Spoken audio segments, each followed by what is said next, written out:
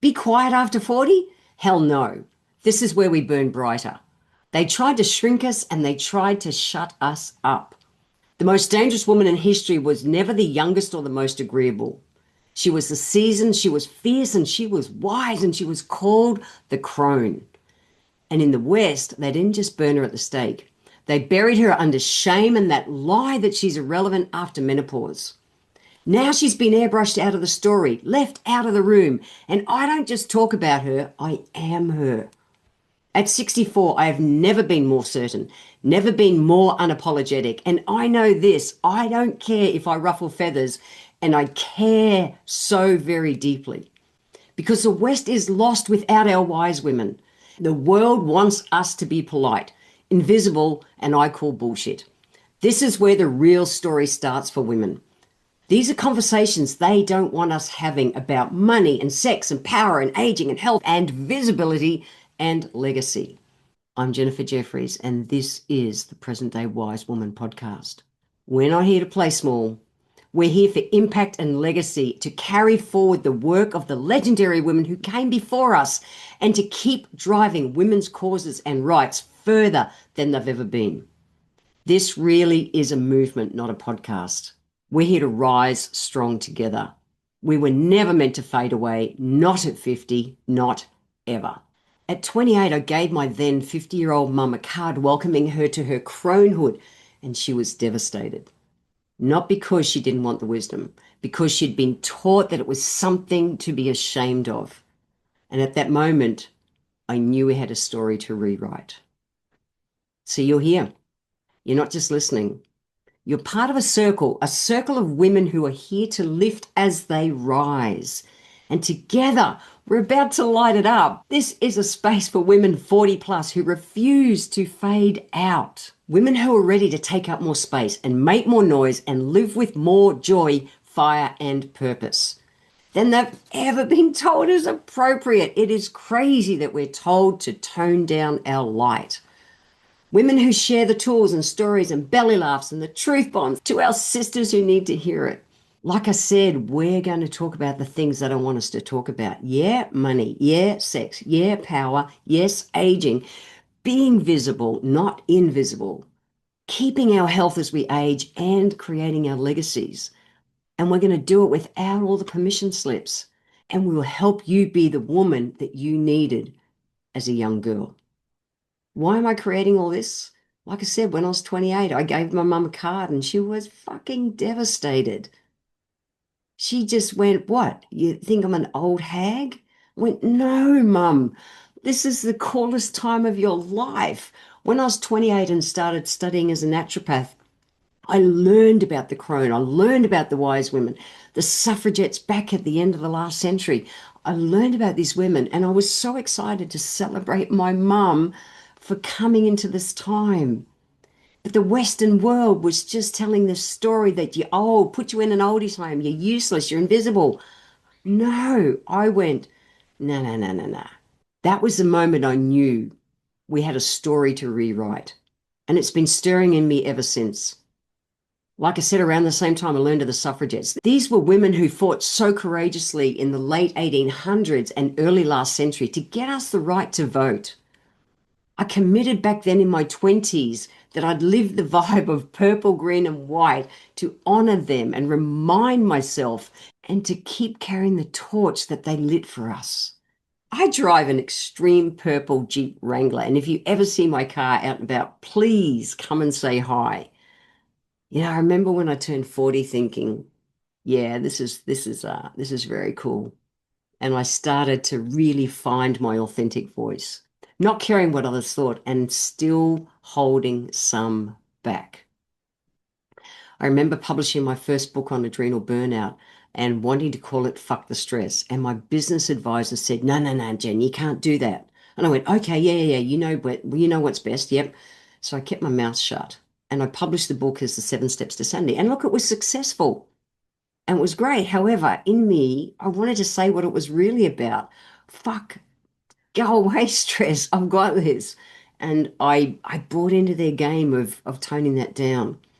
When I hit 50, I thought, yeah, fuck, 50's cool. I started to feel the power in not politely disappearing. I cared even deeper than I did in my 40s. However, I cared less about what other people think of me. And, they were big years. I had some really cool experiences in my 50s. I walked the Camino, which is an 800 plus kilometer pilgrimage across Spain, and I started a charity to help kids in Thailand, and I learned to surf, and I did some really cool things. It was interesting that surfing gave me one of my most valuable gifts in life. I spent most of my younger years as the lone wolf. It was like a survival tactic from when I was a kid. And through the years, I thought strength meant, just doing it all myself. That strong, independent woman, not needing anyone. And that strength, as much as it's been an amazing asset, it's also been my greatest weakness. And when I found my Surf Witches community, which is a group of, when I started, 11 women who surfed in my area of the Gold Coast, we're now a community of over 3,000 women. I learned the real power of sisterhood, out there in the water, cheering each other on, laughing when we wipe out, celebrating every tiny little win, and just being there, connected to each other when we're not in the surf. I realized that we're stronger and braver and more alive when we rise together. It was huge for me. I'd never experienced sisterhood. And I realize that it isn't a luxury. It's a lifeline. Especially as we age, we need our women friends. And so many women, when they get into relationships, they let go of their girlfriends.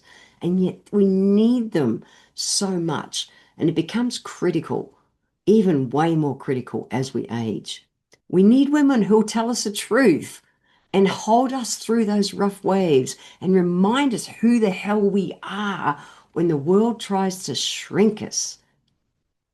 When I hit my 60s, yeah, and I'm 64 now, I decided, yeah, I'm only going to get louder. This is it. I'm not toning down anything anymore. And I knew this was the work. It was time to use my voice. It had been simmering in me for years, to rise, to live out loud, and to bring other women with me as we go. When I was 61, my wife Alice and I, we went to a women's surf festival, and we left there saying someone should make a movie about older women who surf. And the next morning we woke up, we went, oh shit, where's someone? Now, we had no idea how to make a movie, but we were committed to making this. We wanted to tell the stories of older women who surf. I remember searching on the internet, what job does a director do in a movie? What job does a producer do in a movie? How do you make a movie? I had no idea, none. However, myself, my wife Alice, and a gorgeous surf photographer, Hannah Jessup, from in our Surf Witches group, we committed to make a movie, and we did. We made Taking Off: Tales of Older Women Who Surf. It is a documentary, 23 minutes. It's on its own website. You can watch it for free anywhere in the world, anytime, if you go to www.takingoffdoco.com. Please go and watch it and share it with your girlfriends. I'm really proud to say that we won nine laurels, 9 awards at movie festivals around the world. Like, I'm really proud of what we created. And still today, a couple of years later, it just keeps getting more and more airtime. So please share it. It's such an important story. All the women in that documentary took up surfing later in life, including Margie, who took it up at 69. Like, we're never too old. We can do the things that we wanted to do. So now I'm 64. We've done the doco. I'm more unapologetically me. And I'm excited to say that last year I published my book, Fuck the Stress. It's like, I am 64. I can choose to call the book what I choose to call it. And I'm stoked that it's getting out there in the world and doing what I wanted it to do. It's a hold nothing back book about how to get out of burnout and really get your shit together and just thrive. I'm sick of hearing stories of women who are dragging their butt. I want them to know those basics so that they can really thrive. So when you're listening to this podcast that's going to start, this is just like an intro, but if you hear something in these episodes that makes you think, wow, my sister, my friend, my daughter needs to hear this, please share it. Because one voice is powerful, and a chorus of women, that's unstoppable. You know, it, oh, a few months ago, I I got really upset about the crap that was going on in the world and how quick they were scaling back women's rights, women's abortion rights in North America and just around the world. And I got really disillusioned. I actually said to Alice, my wife, like, I don't want to live in this world where I could cry thinking about it. They're just taking so much off us that we've been fighting so fucking hard for hundreds of years. And you know, just worked through it and decided I just have to keep fighting. So this podcast is part of it. We've got to take a stand. If we don't use our voices, they're going to keep taking shit off us, and it's not cool. So coming up in this podcast, I'll be talking to bloody legendary wise women who've smashed ceilings and broken rules and rewritten their second chapter. Women who may make you rethink things that you've been told about midlife. I just want us to think, what else is out there? And I promise you, these are not always nice conversations, and they are the ones that can change everything. We're not here to play small. We're here for impact, legacy, and to carry forward the work of the legendary women who came before us, and to keep driving women's causes and rights further than they've ever been. This really is a movement, not a podcast. We're here to rise strong together.